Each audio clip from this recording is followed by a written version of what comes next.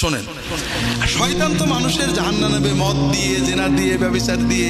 কিন্তু আল্লাহর যারা ভালো বান্দা, মদ খাবে না, আকাম করবে না, বিড়ি খাবে না, সিগারেট খাবে না, দাড়ি সাজবে না, নামাজ কাজা করবে না, জান্নাতে যাওয়ার জন্য কোট করে বসে আছে, এইরকম বান্দাদের কি শয়তান জাহান্নামে নেওয়ার চেষ্টা করবে? করবে না? কি করবে? ওরা তো মদও খাবে না, ওরা নামাজ কাজা করবে না, দাড়িও ছাড়বে না, কি করে নেবে? এই জান্নাত পাগল মানুষদেরকে দোজখে নেওয়ার জন্য শয়তানের তিনটে অস্ত্র আছে: শিরিক, বিদআত আর হিংসা। শিরিক বিদআতের কথা এখন আর বলবো না, হিংসাটা শোনেন। হিংসা মদ খাওয়ার মতো একটা হারাম কাজ। কোনো মুসলমানকে দুশ্মন মনে করা, তাকে শত্রু মনে করা মদ খাওয়ার মতো হারাম কাজ। এটাকে বুগত বলে আরবিতে। তবে মদ খেলে একটা গুনাহ হয়, আর হিংসা বিদ্বেষে গুনাহ তো গুনাহ হয়, নেক আমল পুড়ে পুড়ে ছাই হয়ে যায়। তাহলে শয়তানের কোনটাই লাভ বেশি?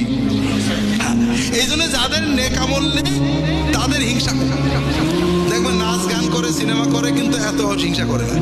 কিন্তু আমরা যারা দিনদার তাদের ভিতরে হিংসা বেশি, কারণ শয়তান জানে এরা তো একবার নাচ গান করলে দোজখে নিয়ে যাবে, ওরা তওবা করে জান্নাতে চলে যাবে। কাজে এমন কাম দেব যে ওর সব নেক আমল পুড়িয়ে ছাই হয়ে যায়।